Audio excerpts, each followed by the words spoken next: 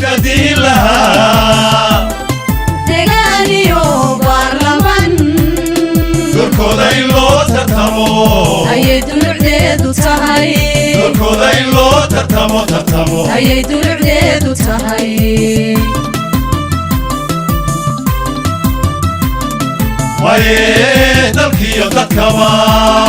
maye dalkiyo dadkaba ويددي لها دقانيو بارلمان دوركودا إن لو ترتمو أي دلعديدو تهي دوركودا إن لو ترتمو أي دلعديدو تهي بسم الله الرحمن الرحيم السلام عليكم ورحمة الله وبركاته kulanti wacan oo wanaagsan daawadayaasheeda qiimaha iyo qadarinta mudan meel kasta oo naga daawanaysaan ku soo dhawaada barnaamijka masraxa musharaxa uu marti ugu yahay mujaahid jaamac Kowsar Axmed oo ka sharaxan golaha wakiilada ee xisbiga kulmiye gaar ahaan gobolka Maroodijeex uga tartamaya sidii caadada ah intaynaan gudagelin su'aalaha barnaamijka waxaan weydiin doonaa jaamac Kowsar Axmed taariikh nololeedkiisa waxbarasho aqooneed siyaasadeed iyo su'aalkiisa nololeed inuu faahfaahin in laga siiyo بسم الله الرحمن الرحيم أول ما سنت حسن سلاح حسن دي شيء أنا وحنا جامع كوسار أحمد كل شيء هرجيسة تضبيه كنت كي لا استوديو كنت كي كل شيء تاريخ وحبر شيء ده توسيك صوصة ده سارة وحندمي ليه تذاتنكي ليه تذاتنكي مركي عن سكولة كبحني وحياة حالة سكير تاجن برجع oo dadka daayirtii waxay u qaataan in 88kii in hawshu bilaabantay xiliyadii hawshaasi bilaabatay bay ka mid ahayd markii aan ka baxay iskuulkii sare waxa jirtay dabayl dhoof baa jirtay oo Sacuudiga xilligaa waxaan u dhoofay 78 meelaha waxaan u dhoofay Arabaha Sacuudiga tagay Sacuudiga waxaan ku dhowr sanadood baan ku maqnaa wixii dhowrkii sanadood ka dambeeyay waan iska soo noqday wadankan ku soo noqday wadanka oo xaaladdu marka ay taagan tahay bilaabantayba 88kii markii wadanka laga qaxay la oran doono heshiis bay galeen Itoobiya iyo dawladdii hore Soomaaliya ayaan anigu noqday dadkii ku biiray Jabhadda Sana 88 89 waxaan noqday xubin ka mid ah siyaasadka logistikada SNMta wadan sidii baan wadanka ku soo galay alxamdulillaah rabbil caalamiin markii wadanka la soo galayna 1992 waxaan ka mid noqday boardkii Sooyaal oo Allah u naxariistay xilliga uu gudoomiye ka ahaa Xasan Guure Jaamac ilaa 94kii Sooyaal baan board of directors of Sooyaal wixii halka ka dambeeyay waxaan ka mid noqday wasaaradda gaashaandhigga oo aan jagooyin kala duwan ka soo qabtay ilaa xilligii ugu dambeeyay ee aan shaqada ka tagi doonana aan ahaa agaasimo waaxid intaas dhowr iyo toban sano lagu jiray waxaan soo qabtay jagooyin kala duwan oo agaasimo waaxid u badan waxaan jecelahay in ayowga aan ku soo koobo taariikh nololeedkayga waatahay jaamac marka waxaad u sharaxan tahay golaha wakiilada gaar ahaan xisbiga kulmiye ee gobolka Maroodijeex uga tartamaysa sooyaalkaagii taariikheedna in badan waad nooga soo warantay hawshan golaha wakiilada maxaa kugu kalifay kugu dhaliyay aad u doorbiday inaad doorkan baarlamaan noqoto haddii eebayd ma waa su'aal wanaagsan jaamacadda Hargeysa qaybteeda sharciga ayaan 2014 ka baxay bariga aan geliyay jaamacadda ayaan qaybta sharciga doortay ayay ahayd niyadeeda ku jirtay inaan noqdo mar uun ka mid noqdo sharci jadid Soomaaliland alxamdulillah waxaan isleeyahay maanta ma laha suurta gashay inaan noqdo waxa sababtay u kaliftay tahay horta aqoontii sharci baan leeyahay waxaan isleeyahay qabyo jirta awgeed waxbaad ka kaabi kartaa haddii alla idmo ilaahay meesha ku geeyo waa talabaade dhowr soddon ku dhawaadkii sanadood oo dalka lagu jiray goob joog baan ahaayo gol daloolooyin baan arkayaa aan isleeyahay waad gufeen kartaa haddii ilaahay kugu guuriyo goobta ayada sababayoogaas ay ugu kalifay inaan isu sharaxo inaan noqdo xubin gole wakiilada jamhuuriyadda Soomaaliland. okay tan iyo intii aan wareysanay musharaxiinta dhowr fara ku tiris ah baa carbaabay galdaloolooyin u muuqda oo qaranka ay rabaan inay ka gufeeyaan inay isu sharaxaan taasoo oran karno waa higsi qofku uu muujiyay oo iyo baahi uu tabay oo dalkuna u baahan yahay qofku inuu garasho u yeesho hawsha u socdo galdaloolooyinka uu tabayo ma nala wadaagi kartaa galdaloolooyinka xeer ee sharci ee ku muuqda isleedahay hadii lagu doorto aad kabtid oo aad wax ka gufaysid waxbaan ka tilmaami karaa waayo markaad adiguba u fiirsato xeerarkeena iyo sharcigeena dastuurkan baad soo qaado qodobo badan baa waxa ku taala xeer baa qeexi doona ilaa xilligii dastuurka la ansixiyay ilaa maantana wali xeerkii qeexayay waxba laga ma qabanin waxaan isleeyahay hadii aad isla heshaan jaanta dadka aqoonyahanka imanaya golaha wakiilada hadii aad isla heshaan oo aan filayo in rag badan oo sharci yaqaan ku jiraan inaanu meelayooga aanu sheegayna ee ahayn xeer baa qeexi doona inaan wax ka kabi doono waan gartay sideedaba hawshan doorashadu culeyskeeda iyo dibteeda iyo kharashkeeda ay leedahay maxaad isleedahay kharash intee leegba kaaga baxaya yaase ka kabaya bal arinta noo yar faahfaahin wallahi in wax dambe ma ogi waa run kharash adag baa baxaya oo u baahan dee in loo dhabar adeego ilaa imika cid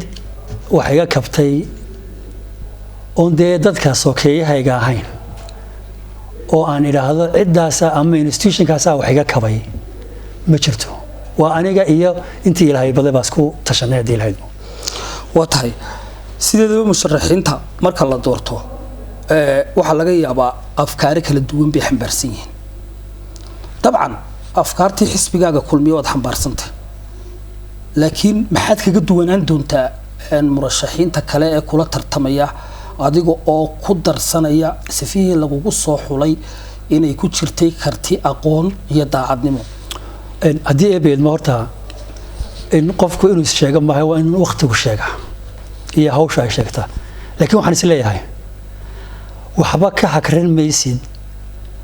dadkii ku soo doortay iyo dalkii ku doortayba qarankiiba inaan u hadh iyo habeen iyo intii kartidayda awoodeed ah ee qofeed ah inaan u shaqeeyo ismeelihii waxbaad ka hagran doontaa waxaana weeyaan waa run waxaan xambaarsanaan doonaa dee fikradka aan xisbigan ku doortay ee oga midka ahay ayaan ku shaqayn doonaa waxaana weeyaan fikirka waxaan ku dheeraan doonaa mar kasta maslaxadda dalka iyo dadku halkay ku jirto inaan u tagnaado haddii lahaydmo dabcan xisbiyadu waxbay ku loolamaan siyaasaday ku kala duwanaadaan aragtiy ku kala duwanaadaan waxaa dhici karta marmarka qaarkood xisbiga ka soo baxdayba muushina ma sharci uu wato uu ku khaldan yahay inay dhici kartaba ila bini'aadamku mar walba sax ma noqon kare ka aragti ahaan jaamac ma laga yaabaa inaad diidafayn karto ama aad ka hor iman karto adigoo murashaxnimadaada iyo aragtidii xortayda lagugu soo doortay iyo ku qiimeynaya aqoontaada mar kastaba gartu garwa loo islaamay haddii xisbigaygu dee wax qalooca wado fitala ka dhiibasho iyo fikir ka dhiibashaan xaq u leeyahay inaan ka dhiibtaa oo aan idhaahdo malaha sidana ka qurux badan ama sidana ka toosan inaan talada ka dhiibto waana ku rajo weynahay haddii ilaahayd mo taasi timaadaan tala ka dhiibto haddii ilaahayd mo waa tahay haddiiba lagu doorto oo aad soo baxdo insha allah deegaankii ku soo doortay iyo shaqadii maslaxadii xisbiga iyo tii golaha ee dalkoo dhan aad u haysay intaba kulliba inaad isu waafajisaa waa daruuri dadku inta badan waxay kaga cawdaan murashaxiinta doorta inaanay halkii laga soo doortay dib ugu noqon maxaad ballan qaadaysaa waxaan ka horreysinayaa su-aashaad weydiisay hal talo hal arrin baan ka horreysinayaa oo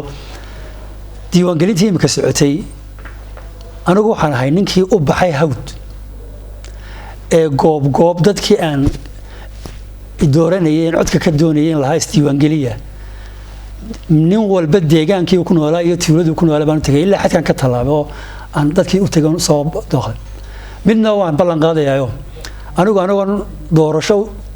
markii aan doorasho u diyaar ahayn ayaa waxaan ahaa nin u adeega dadkiisa mar walba maantana dee xilbaaba ay fuulayo oo xilka ay fuulaya wuxuu igu qasbayaa inaan u adeego shacbiyadii isoo dooratay oo dhagahayga iyo maqalkayga iyo taladeeduba ay u furaato oo aan weliba iswaafajiyo saddexda shaqadii weydiisatay xisbiga tii golaha iyo tii constituency soo doortay saddexdaba waxaan ku qasbanahay inaan iswaafajiyo oon u shaqeeyo dadkii soo doortay oon baahidooda ogaaday xaaladooda okay waxa kale oo ku weydiin lahaa kulliba marka qofku musharax ay soo baxo waxa goluhu u kala baxaa guddi hoosaadyo soo kala duwan ka khibrad ahaan waxaan filayaa guddidaada aqoonta u leedahay iyo qorshahaad ka kabi karto bal inaad nala wadaagto waxaan is leeyahay horta dee doorasho maaha qofku ma doorto guddida iyo guddi hoosaadka golahay u taallaa iyo cidda xulaysa waxaan se is leeyahay haddii aad midun ka mid noqon lahayd guddiga shuruucda ood ka mid noqotaaba ayaa wanaagsanaan lahayd waayo dee waxaan ahay nin sharciga soo bartay oo aqoontii sharciga leh halkaasaan wax ka kabi karaya haddii ilaahayd ma oo ay noqoto doonisteeda hadday noqoto oo aan ka mid noqdo guddi hoosaadka sharciga haddaan ka mid noqdo sharciga wax ka kabi karaya tii kale laga gartana waxaan is leeyahay waayo aragnimo fara badan oo ma ihi dee nin yaroo dhallinyaraa ma ihi nin weyn baan ahay oo soo shaqeeyey inaan is leeyahay tu maamul iyo tu hawleedo kaleba haddaan ka sharciga ka tago inaan wax ku kabi karaya haddii ilaahayd ma waa tahay jaamac kosaar axmed waxaa kaloo ku weydiinayaa golaha wakiilada waa hawl culus oo shaqo culus waa halkii qaranka ugu sarreysay waa halkii xeerarkii shuruucda dalka dejinaysay dastuurkeenu qodobo waajibiyey baa jiro oo ah sifaha lagu noqon karo murashax dad badan oo murashaxiina oo u tartamaya xilkaasi waxaa laga yaabaa qodobada aasaasiga u ah inaanay qaarkood garanayba tusaale ahaan muxuu qofku musharax ku noqon karaa dastuurkeenu tilmaamaya muwaadinimadii ka hadlaysaa akhlaaqdii bay ka hadlaysaa muwaadinimadii ka hadlaysaa diintii bay ka hadlaysaa aqoontii waxbarashay ka hadlaysaa haddii eebeed maayo nin akhlaaqdiisu ay tahay akhlaaq diini ayay ka hadlaysaa waa 10 marka qodobka la eego safaaduu leeyahay 1 2 3 4 5 ayuu leeyahay waxaan is leeyahay dee muwaadin waan ahay akhlaaqdaydu daadii way ka weyn tahay intii ka weyn tahay diiniyan waxaan ahay nin ku dhaqma xagga cibaadada oo u dhow xagga haddii ay beed maayo aqoontii waan sheego inaan aqoonta sharciga leeyahay waa tahay hal qodob baan doonaya inaad halkan nooga iftiimiso hadhow toole qofka musharaxa ah waxaan u duubaynaa barnaamijyadan ay ka mid tahay inuu wax ka bedelo iyo in uu sidii u ballan qaaday ku dhaqmo si hadhow toole markhaati fur iyo marag fur ay ugu noqoto laba qodob baan jecelahay inaan ku weydiiyo markaa ka dambe laakiin ka hore maxaan kaa gunudnaa maanta oo aad leedahay bulshooy igu doorta anigoo ah jaamac kosaar axmed dalkana in badan usoo shaqaynayay igu doorta inaan tallaabooyinkaas qaadayo aan kaa gunudnaa waxaan bulshada leeyahay igu doorta kow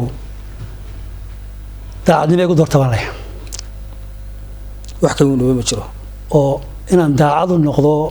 dadkii isoo doortay isla markaana qarankii la ii doortayna aan daacad u noqdo inaan howlkarnimo iyo adeegis qaranka iyo bulshadii soo doortayba iyada igu doorta baan leeyahay islaamnimona igu doorta baan leeyahay oo nin maanta aan isleeyahay ayniga aan ahay ninka ugu dhaqan badan xagga diinta oo saacadaan kula hadlay imkaan fadhiyaba waan soomanahay isniin walba iyo khamiis walbana waan soomaa bishii maasha allah waxaan isleeyahay kuma faanayo oo faan kama dhiganayo waxaan leeyahay inaan ilaahay u dhowahay u tilmaamideedaan u tilmaamaya haddii ilaahaymo insha allah gabagabadii barnaamijka maxaad ugu baaqaysaa taageerayaashaada bulshada reer somalilan doorashaday nagu soo socotaa haddii ilaahay yidhaahdo oo ah doorasho awoodeeda leh oo markii ugu horeysay taariikhda somalilan ay dhici doonto laba doorasho isbarkan taasoo insha allah sidaynu ku rajo weynahay markay dhacdo guul iyo sharaf noqon doonta qaranka somalilan gaar ahaan xukuumadda talada haysa dhan nabadgeliyo baaqaad diraysaa maxay tahay horta waa run waa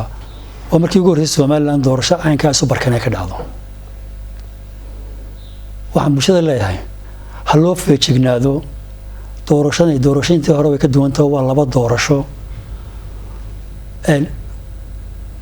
in loo feejignaado ayaan horta ku talinaya marka ugu horeysa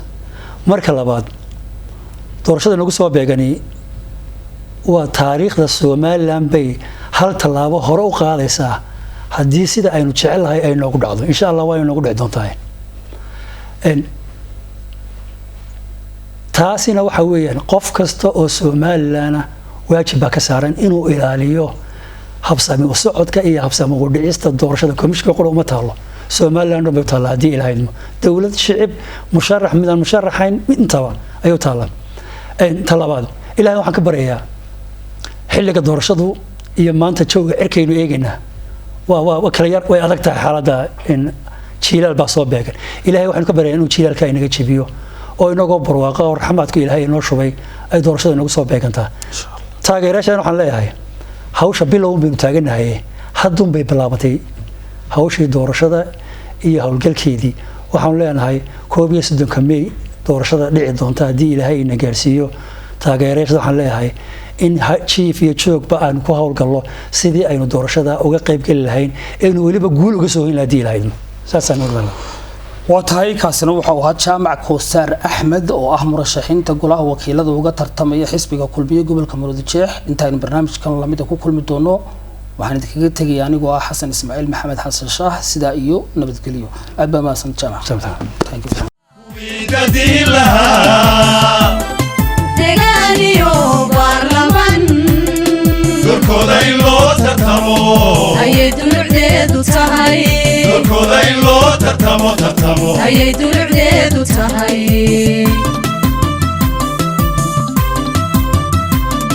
maye dalkiyo dadkaba